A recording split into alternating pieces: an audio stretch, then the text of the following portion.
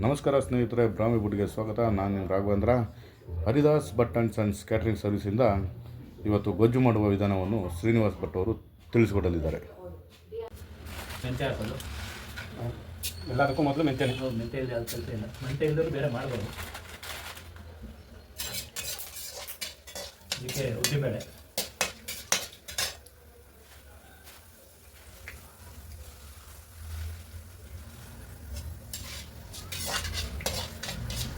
ಮೆಂತ್ಯಕ್ಕೆ ಬರಲೇಬೇಕು, ಇಲ್ಲಾಂದರೆ ಕೈ ಹೊಡೆಯುತ್ತೆ. ಎಷ್ಟು ಉದ್ದಿನಬೇಳೆ? ಇದು ಪುಡಿ ಮಾಡಿ ಇಟ್ಕೊಬೋದು. 2 ಇಡಿ ಹಾಕಿದ್ದೀನಿ. ಮನೇಲಿ ಗಂಡ ಹೆಂಡತಿ ಇಬ್ಬರು ಇರೋರ್ಗಾದ್ರೆ ಒಂದು 3-4 ಸ್ಪೂನ್ ಹಾಕ್ಬಿಟ್ಟು ಇದು ಒಣಕೊಬ್ಬರಿ ಹಾಕ್ಬಿಟ್ಟು ರುಬ್ಬಿಟ್ಟು ಯಾವಾಗ ನೀವು ತರಕಾರಿ ಯೂಸ್ ಮಾಡ್ತೀರೋ ಅದಕ್ಕೆ ಹಾಕ್ಬೋದು. ತರಕಾರಿ ಅಂದರೆ ಪೈನಾಪಲ್ ಗೊಜ್ಜು, ಸೌತೆಕಾಯಿ, ಕ್ಯಾಪ್ಸಿಕಮು. ಇದು ನಾವು ಗೊಜ್ಜು ಅನ್ನೋದಕ್ಕಿಂತ ಕಾಯಿ ರಸ. ಉತ್ತರ ಕರ್ನಾಟಕದ ಕಾಯಿ ರಸ ಅಂತಾರೆ. ಮೆಣಸಿನಕಾಯಿ ಅಂತ ಹೇಳಿ ಉಡುಪಿಯಲ್ಲಿ ಇರ್ತಾರೆ. ಹೌದು.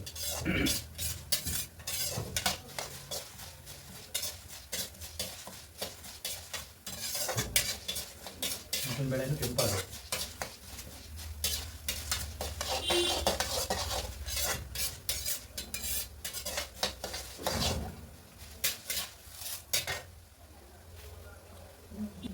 ಕರಿಬೇವು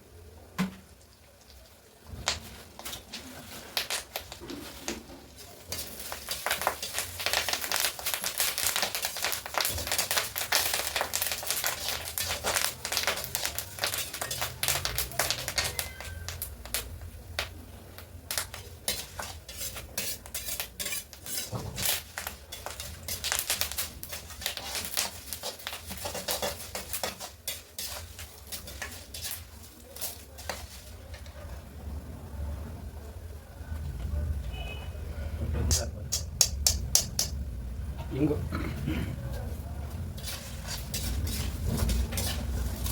ಉದ್ದಿನಬೇಳೆ ಕೆಂಪಾಗುತ್ತೆ. ಈಗ ಬ್ಯಾಡಿಗೆ ಮೆಣಸಿನ್ಕಾಯಿ. ಬ್ಯಾಡಿಗೆ ಮೆಣಸಿನ್ಕಾಯಿ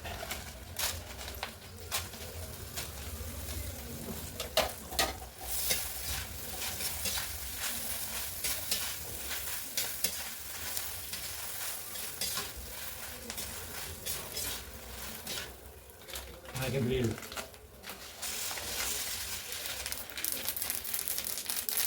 ಬಿಳಿ ಎಷ್ಟು ರುಬ್ಬ ಮಾಡ್ತಲ್ಲ.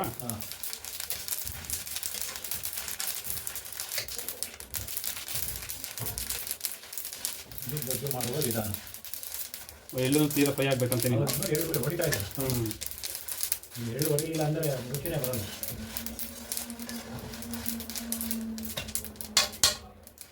ಇಷ್ಟೇ ಗೊಜ್ಜಿನ. ಇವಾಗ ಇದನ್ನ ಪುಡಿ ಮಾಡಬೇಕು. ಪುಡಿ ತಣ್ಣಗಾದ್ಮೇಲೆ ಪುಡಿ ಮಾಡಿ ಇಟ್ಕೊಳ್ಳೋದು. ಮನೇಲಿ ಎಷ್ಟು ಜನ ಇರ್ತಾರೆ ಅಷ್ಟು ಜನಕ್ಕೆ ಒಂದು 3 ಸ್ಪೂನು 4 ಸ್ಪೂನ್ ಹಾಕೊಳ್ಳೋದು. ಜೊತೆಗೆ ತೆಂಗಿನಕಾಯಿ ಹಾಕೋದು, ರುಬ್ಬೋದು. ರುಬ್ಬಿ ಯಾವುದೇ ಬೆಂಡೆಕಾಯಿ ಹಾಕ್ಬೋದು, ಪೈನಾಪಲ್ ಹಾಕ್ಬೋದು. ಎನಿವೆ ಯಾವುದು ಇದ್ರೂ ತರಕಾರಿಗೆ ಯೂಸ್ ಮಾಡ್ತೀವಿ. ನಿಮ್ಗೆ ಇಷ್ಟ ಬಂದ ತರಕಾರಿ, ಒಣ ದ್ರಾಕ್ಷಿದು ಮಾಡ್ಬೋದು, ಒಣ ದ್ರಾಕ್ಷಿ, ಹಸಿ ದ್ರಾಕ್ಷಿ ಎಲ್ಲನೂ ಮಾಡ್ಬೋದು. ನೋಡ್ಕೊಳ್ಳಿ, ಕಲ್ತ್ಕೊಳ್ಳಿ, ಮನೆಯಲ್ಲೇ ಮಾಡ್ಕೊಳ್ಳಿ. ಹೆಚ್ಚಿನ ಕಂಟೆಂಟ್ಗಳಿಗೆ ನಮ್ಮನ್ನ ಸಬ್ಸ್ಕ್ರೈಬ್ ಮಾಡ್ಕೊಳ್ಳಿ. ಮತ್ತು ಮದುವೆ ಮುಂಜಿ ಇತರ ಸಮಾರಂಭಗಳಿಗೆ Haridas Bhat and sons catering service ಅವ್ರನ್ನ ಕಾಂಟ್ಯಾಕ್ಟ್ ಮಾಡಿ.